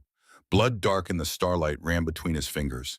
He looked at his hand, and then he looked up at the barn loft, and then he looked at Ruth. She had not moved. Her Glock was still leveled at him. Her hand had not shaken. From the barn loft came silence. Then Cade's voice, rough with something she could not precisely name. He said, Wes, my God. And Wes Callum's voice, quiet and factual and slightly wondering at its own content. 47 out of 50 used to be my number. Guess it still is. She walked down the porch steps and crossed the gravel and stood above Alexei Petrov. He was kneeling. The blood from his hand was running steadily. Nothing arterial, the kind of wound that hurt considerably and healed eventually. He was looking at the ground in front of him. He looked, she thought, like a man who had arrived at the end of a very long road and found that the end looked nothing like he had spent 40 years imagining it. She crouched to be level with him. She said, you're going to live. She said it without particular emotion and with complete certainty. She said, you're going to get medical attention for that hand, and you're going to stand in an American federal courtroom, and you're going to hear testimony from every survivor of what you ran in Prague who chooses to give it. And there will be survivors who choose to give it because I know what that kind of testimony costs, and I know that some people pay it anyway because the truth is worth the cost. You're going to hear all of it. And then you're going to spend whatever time you have left in a federal prison in this country, not in Russia, where people who apparently found you useful will not be able to make any more decisions about what happens to you. That is what justice looks like, not this. He lifted his eyes to her face. He said, "Do it." She said, "No." He said, "Why?" She said, "Because I didn't do it in Prague and I'm not going to do it now. Because killing you would make me the thing I have spent my entire life fighting against. Because the version of this that ends with you dead in my driveway is the version where you become something other than what you are, which is a man who made choices and now has to live with the accounting of them. I will not give you the cleaner ending." He looked at her for a long time. He said very quietly, "I spent 40 years hating you." She said, "I know." He said, "I was so certain that when I finally found you, it would feel like something, like the end of something, like the resolution of the thing that had been unresolved my entire adult life." She said, "And," he said, "and you're just a woman on a porch, an old woman with arthritis in her hands, who kept another man's roses alive in her garden. And I am an old man kneeling in your driveway, bleeding from my shooting hand. And none of the 40 years feel any different than they did this morning." She said, "No, they don't." He said, "Was it worth it? What you gave up, all of it, the life you had before, the woman you were, was any of it worth it?" She looked at him for a longer moment. Then she looked up at the barn where Kate Harlow was already climbing down the loft ladder, moving carefully with his damaged ribs, and where Wes Callum was following him down, with the rifle still in his hands, holding it with the particular ease of someone who has reacquainted themselves with something they had been carrying in absence for a long time. She looked at the house where Stone was moving through the front door to stand on the porch, where Holt Devereaux, arms splinted and jaw set, had somehow made it to the doorway and was leaning against the frame with his good arm watching. She said yes. She stood up. She said all of it. In the distance, coming from the south and east, the sound of helicopters. The FBI hostage rescue team put down in the eastern field at 4:22 in the morning, 4 helicopters in sequence, the rotor wash flattening the grass and sending the loose gravel of the driveway skittering in all directions. Agents moved through the property with the practiced efficiency of people who train for exactly this kind of situation and are relieved when it arrives to find it more resolved than anticipated. Petrov was taken into federal custody at 4:31. He walked to the waiting agent under his own power, his hand bandaged with the field dressing Ruth had applied before the helicopters landed, because old habits did not discriminate between people who deserved care and people who had earned her contempt, and because she had learned a very long time ago that the application of medical attention was not an endorsement of the person receiving it. He looked back once at the entrance to the driveway. She was standing on the porch. She met his eyes and held them. She did not look away, and neither did he, and what passed between them in that moment was not forgiveness, and it was not resolution, and it was not peace, but it was acknowledgement, which was the honest thing, which was the only thing that did not require you to pretend the past was different than it was. He turned and got into the vehicle. She watched it go. Bitterroot Valley held the particular stillness that follows events of a certain magnitude, the way air settles after a large sound differently than it was before, but without drama. The helicopters were still on the eastern field, their rotors cooling in the pre-dawn cold. Federal agents moved through the property with clipboards and evidence bags documenting what needed to be documented.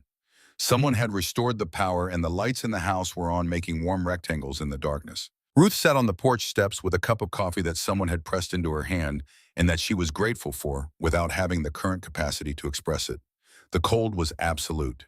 She could feel it in her left hand in the deep joints of the knuckles, the familiar ache that had been her companion for 3 winters now. She let it ache. It was information. Information was useful. Pain was mostly just the body's way of insisting on being acknowledged, and she had spent enough years not acknowledging it. Stone came and sat beside her on the steps. He was a large man and the step was not wide, and they sat closer together than would have been comfortable an hour ago before the night had done what it had done to the distance between strangers. He had a cup of coffee too. He looked at the mountains for a while without speaking, which she appreciated. Then he said, "All 10 of my men are accounted for. 2 minor wounds, both treated. Nothing that won't heal." She said, "I'm glad." He said, "Cade wants to be the one to tell you this." But the medic from the HRT team looked at him and told him his ribs are cracked, not broken, which apparently changes the math on recovery significantly.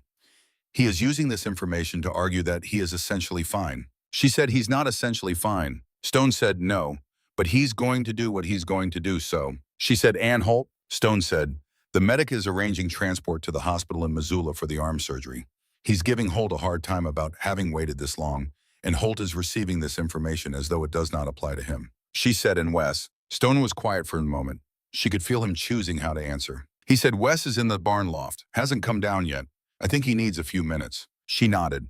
She understood the need for a few minutes, the specific need that came after you had done something you had not done in 9 years and found it intact inside you, waiting, and had used it in a way that would stay with you for the rest of your life, regardless of whether it had been right. She said, he saved my life. Stone said, I know. She said, he saved Petrov's life too, by ending that standoff before it ended the other way. Stone said, I know that too. I think Wes is working his way around to knowing it. She said, give him his few minutes, then send him inside. I'll make eggs. Stone looked at her. She said, the man is 25 years old, and he hasn't eaten since yesterday morning, and he just did one of the hardest things a person can do. He needs a hot meal and someone to sit across the table from him and be ordinary for a while. I can do ordinary. I've been doing it for 34 years. Stone said nothing for a moment. Then he made a sound that was not quite a laugh, but occupied adjacent territory. He said, Ruth Hale, I have known a fair number of exceptional people in my life. People who did things that most people can't do. I want you to understand that you are in the first rank of that category.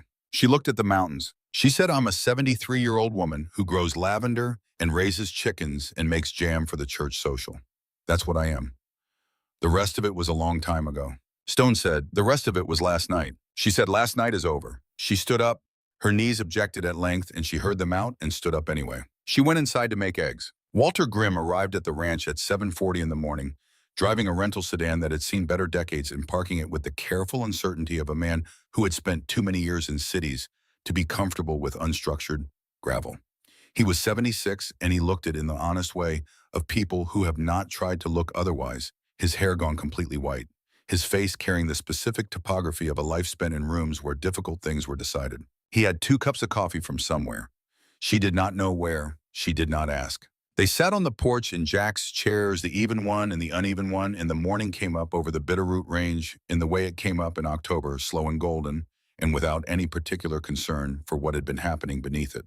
He said Petrov is in federal custody in Missoula, pending transfer to a facility in the Eastern District of Virginia. The charges are significant, and the evidentiary record is complete. He will not see the outside of a federal institution again. She said, I know. He said Margaret Avery has been charged with multiple counts under the Espionage Act. Her cooperation is being sought in exchange for sentencing consideration. It appears she is inclined to cooperate. She said yes. I imagine she is. He said the 52 names on the list in Washington are all accounted for. All 52. Safe. She said, good. That's the important part. That's the only part that was ever the important part. He sipped his coffee and looked at the mountains. He said, there's a ceremony. Arlington National Cemetery. Next month, as it happens. A memorial dedication to the children rescued from Prague in 1984. All 52 of the survivors contributed to its funding. They've been trying to organize it for several years. They've also been trying to find the person responsible for the rescue for several years with limited success because the official record is somewhat unclear on the specifics. She said the official record says I died in a warehouse fire. He said Linda Forsyth, your old analyst, told them about Ruth Eleanor Hale, about a woman in Montana who saved 3 injured bikers and held off a Russian intelligence operation at 73. They connected the picture themselves. They want you there. She said nothing. He said, Ruth, they're not asking for a speech. They're not asking for anything to be put on the record or for any name to be spoken that shouldn't be spoken. They simply want the person who gave them their lives back to be present when they mark the fact of those lives. That's all. She held her coffee mug in both hands the way she always held it, the left one for the warmth, the right one because it could. He said, there's one more thing. One of the 52 is a United States Senator. He chairs the Senate Intelligence Oversight Committee. He has held that position for 9 years. And during those 9 years, several pieces of legislation have quietly and without fanfare created significant obstacles for foreign intelligence operatives attempting to access historical CIA personnel records. This legislation was drafted with the specific input of his staff and bears the fingerprints of someone who understood exactly what it needed to accomplish. He has never said publicly why he cared about this particular subject.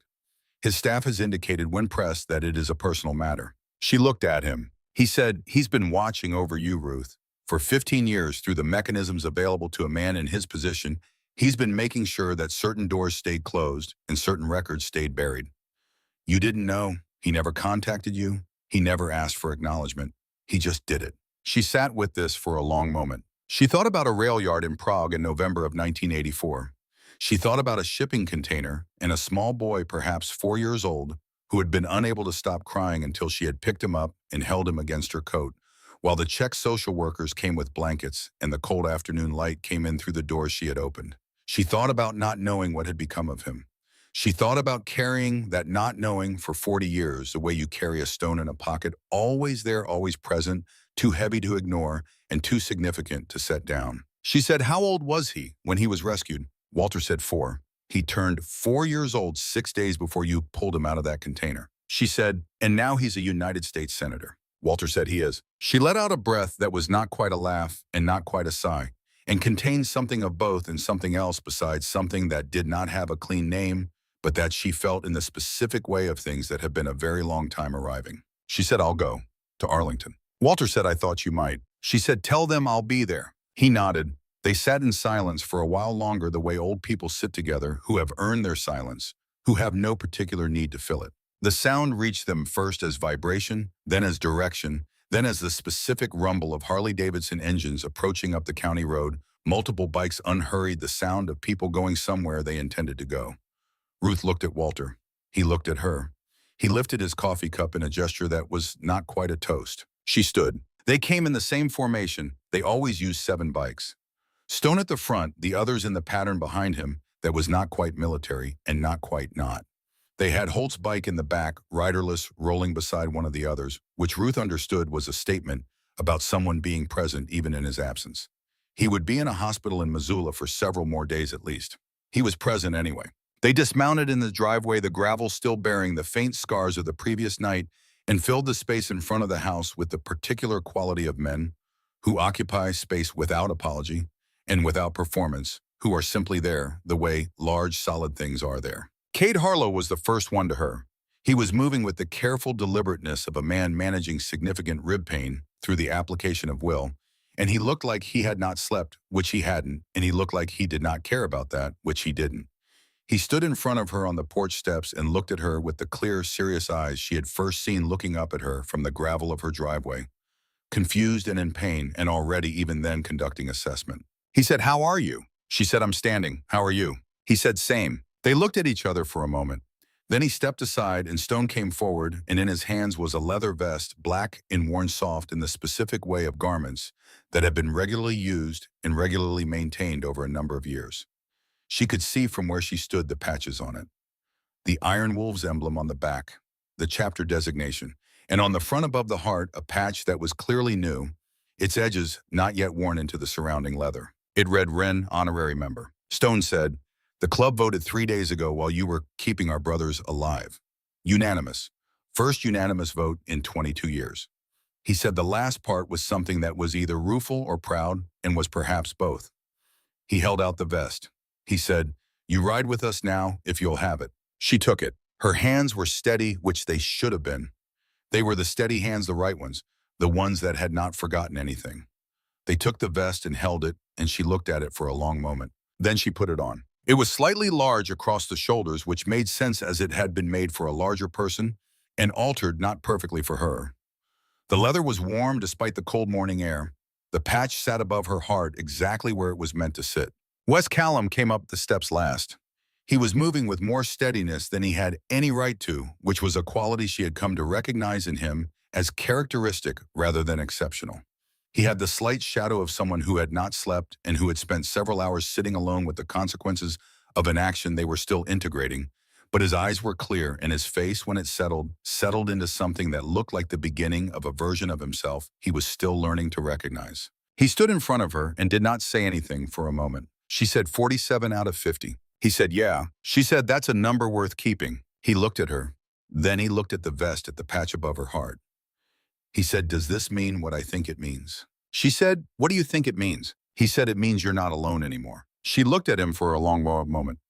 25 years old and a long road behind him already, and a longer one ahead, and standing on her porch in the cold morning light, with the mountains behind him, and a whole visible life in front of him that had not looked like this a week ago, and would not look like anything lesser again. She said that's exactly what it means. Later, much later, after the eggs and the coffee and the long morning that moved into afternoon, with the unhurried quality of days that have earned their leisure after Walter had driven his rental sedan carefully back down the gravel road, and the federal vehicles had cleared the property, and Stone had organized his men, and Cade had submitted reluctantly to a second examination by the HRT medic, who remained unmoved by his assessment of his own condition, Ruth went out to the garden. The white roses were in their last weeks before the frost would take them. They bloomed anyway the way they always did, defiant and fragrant and oriented toward whatever light was available, which was the quality she had always most admired about them, and the reason she had kept them going through 8 Montana winters since Jack put them in the ground. She knelt in the dirt and pulled 2 weeks of neglect from around the base of the nearest plant, her left hand aching and her right one steady, and she felt the cold of the soil and the particular smell of disturbed earth in October, and let herself be here, in this place, in this body, in this moment, without the long habit of already thinking about what came next and whether it was safe. From her pocket, she drew out the photograph. Petrov had dropped it in the driveway when Wes's shot took the pistol from his hand, and she had picked it up without deciding to which was perhaps the most honest thing about it. 52 children in front of a building, she remembered, most of them looking at the camera, a few looking elsewhere at each other, at the sky, at the unfamiliar freedom of open space after the dark of the containers. She looked at the photograph for a long time. Then she looked at the white roses. She thought about a small boy who was now a man who had spent 15 years making sure certain doors stayed closed and certain records stayed buried, and who had never asked for anything in return, and who would be at Arlington next month with the other 51 people whose lives had begun again in a rail yard in Prague in November of 1984. She thought about what Walter had said, that it was time to let herself be seen, that what she had done mattered, that she mattered. She thought about Jack's voice in the last weeks of his life, the particular voice of someone who is choosing every word carefully because the number of words remaining is understood to be finite. He had said, "You can't save everyone, Eva, but you tried. God knows you tried." She had lied to him then. She had smiled and said, "I know, love. I know." She knew differently now. You couldn't save everyone. That was simply true. It was true in the way of things that were true whether you accepted them or not. But you could save some. You could stand in a rail yard in November with 52 children who were 3 years old and 7 years old and 11 years old, and you could make the choice, the expensive, irreversible, career-ending choice, to burn the whole operation to the ground and hand the man responsible to the authorities and face whatever came after. You could do that. And then 40 years later, you could find out that all 52 of them had lived. That was not nothing. That was, she had said to Petrov, the opposite of nothing. She set the photograph against the base of the rosebush where the earth would hold it. She looked at it there for a moment. Then she stood with some effort and some creaking and the full cooperation of both hands and looked out across the property. At the barn with its crooked doors. At the chicken coop where the Rhode Island Reds were conducting their afternoon business with complete indifference to the events of the previous 12 hours. At the long gravel driveway that led out to the county road, which led to the highway, which led eventually everywhere. At the motorcycle parked beside the porch. Kate had left it there. She was not certain when. It was a smaller bike than the Harleys the others rode, something he had apparently borrowed from one of the club members for reasons he had not stated and she had not asked about. The key was in it. She had noticed the key. She walked to the porch and picked up her coffee mug from the railing and stood in the morning light and felt the weight of the Iron Wolf's vest on her shoulders, which was not a heavy weight, but was a present one, a weight that knew it was there. She thought about what Wes had said on the porch. "It means you're not alone anymore." From down the road, she could hear them gathering. The sound of multiple engines idling, the occasional voice, the quality of people waiting for someone they intended to wait for. They had said they would ride out together, all of them who could ride, and they had parked down the road while she had her time in the garden, which was a consideration she had not asked for and which moved her more than she intended it to. She set the mug down on the railing. She looked at the motorcycle. She said quietly to the roses, to the photograph, to the particular quality of morning light that belonged to this valley, and no other, not running Jack. Not today, not ever again. She walked down the porch steps. She put on the helmet Kate had left hanging from the handlebar. She started the engine. The sound of it moved through the cold morning air and out across the 50 acres and into the pine trees and up toward the Bitterroot Range, which received it without comment, the way mountains receive everything, with the complete and absolute patience of things that will be standing long after the last engine has gone quiet. She rode down the driveway to where her family was waiting. Narrator. The wren never ran. Not in Prague in November of 1984, when she stood in a rail yard and made the choice that cost her everything and gave her everything that mattered. Not in Montana at 73, when four black SUVs came up a gravel driveway at the end of a road that led nowhere except to her door. Not ever again. Alexei Petrov died in a federal medical facility 14 months later. Heart failure, according to the attending physician. The trial had concluded 3 weeks prior. He had heard the testimony of all 52 survivors who chose to give it.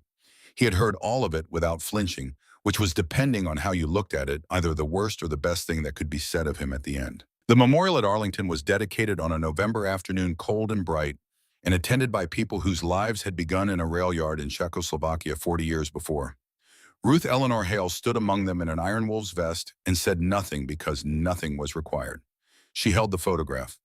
The senator, when he found her in the crowd, shook her hand with both of his and did not say anything either, which was the correct choice and which told her something about the kind of man he had become. She went home to Montana. The lavender came back in the spring the way it always did. The white roses bloomed in June. Every Sunday morning, the Iron Wolves came for breakfast. Ruth Hale, who had been Elena Harrow, who had been Wren, who had been a ghost in a classified file in a sealed section of Arlington National Cemetery, sat at the head of her kitchen table and poured coffee for the people she had been given and fed them and listened to them and laughed with them, which was, she had come to understand, not the ending of one story, but the beginning of another. Some birds are built for distance. Ruth Hale was built for home. She just needed 40 years to find it.